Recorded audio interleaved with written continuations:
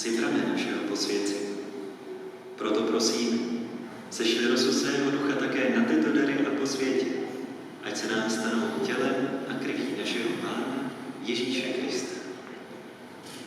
Neboť on, když se vydával na sud, vzal při večeři chléb, vzdal ti díky, lámal, dával svým učeníkům a řekl: vezměte a jeste z toho všichni. Toto je moje tělo, které se za vás vydává.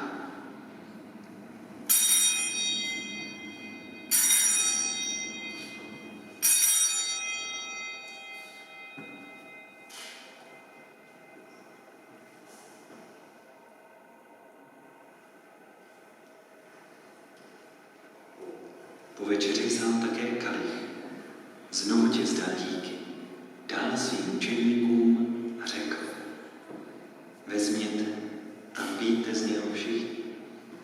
Toto je kalich mé krve, která se prolévá za vás a za všechny na odpuštění hříchu. Toto je smlouva nová a věčná. To konejte na mou památku.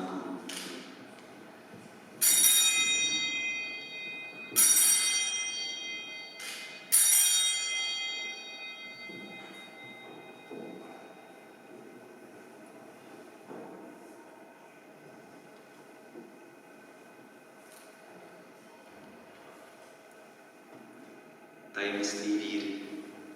Tvou smrt zvěstujeme, tvé vzkříšení vyznáváme, na tvůj příchod čekáme, Pane Ježíši Kriste. Proto konáme, Otče, památku smrti a vzkříšení tvého syna. Obětujeme ti chléb života a kalich spásy a vzdáváme díky za to, že smíme stát před tebou a můžeme ti sloužit.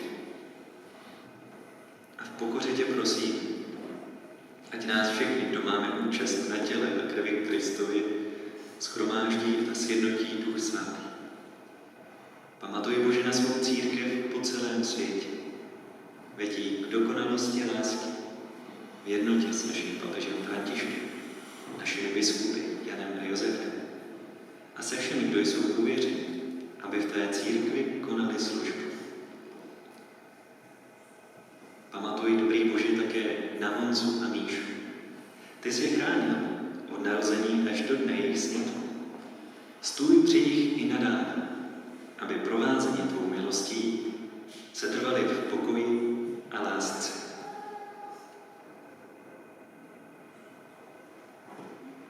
Pamatuj také na naše bratry a sestry zesnulé v naději ve vzkříšení a na všechny, kdo zemřeli v tvém slitování. Přijmi je do svého světla, ať vidí tvou tvář. Smiluj se nad námi nade vše.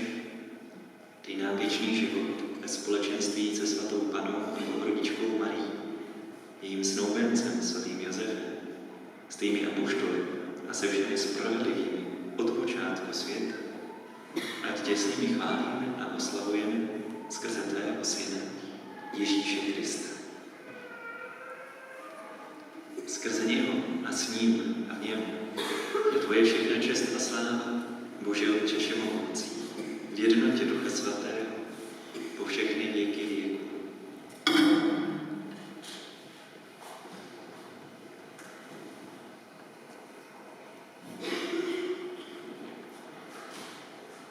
Modleme se nyní tu modlitbu, kterou nás naučil Pán Ježíš.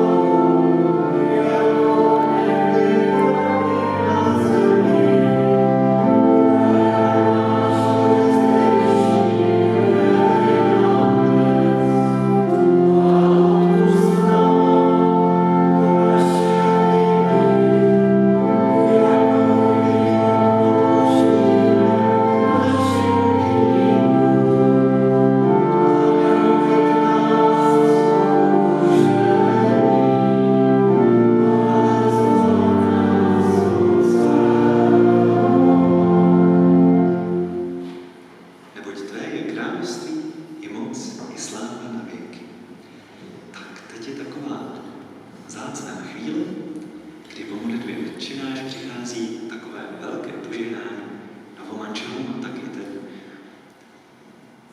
klasický sled modliteb je tím narušen, ale vidíte, že to stojí za toto požehnání.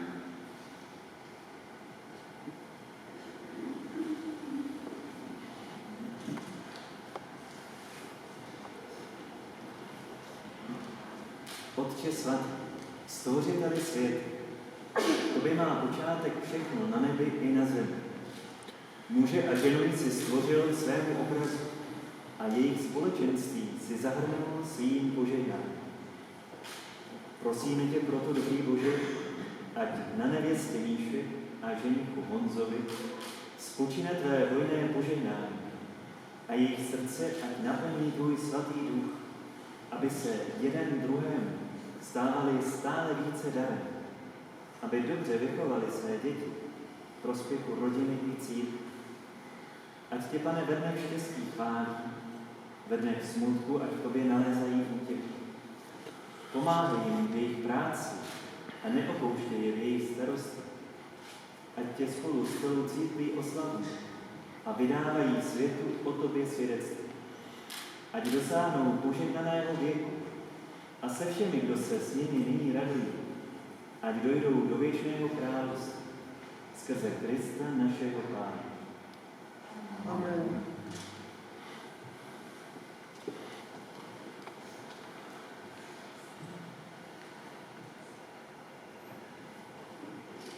Pokoj Páně ať zůstává vždycky s vámi.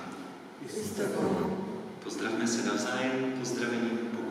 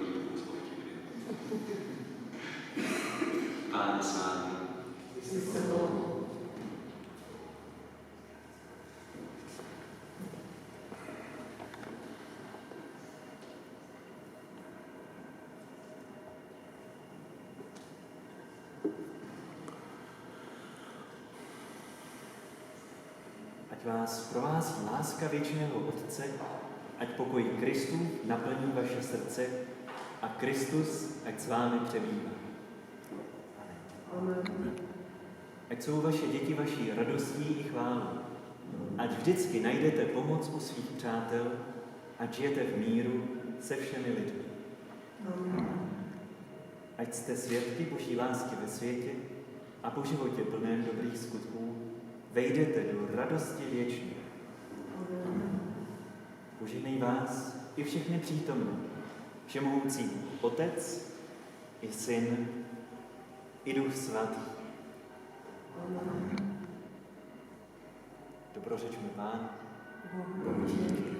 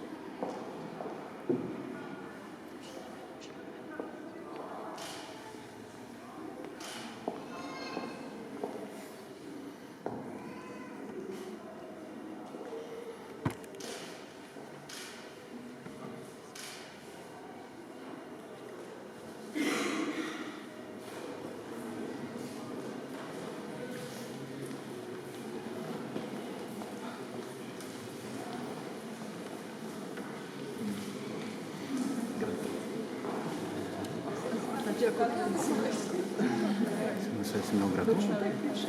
Právě. Ne, všichni mají ne? No, ne, jako pogratulovat vám tady, že jo?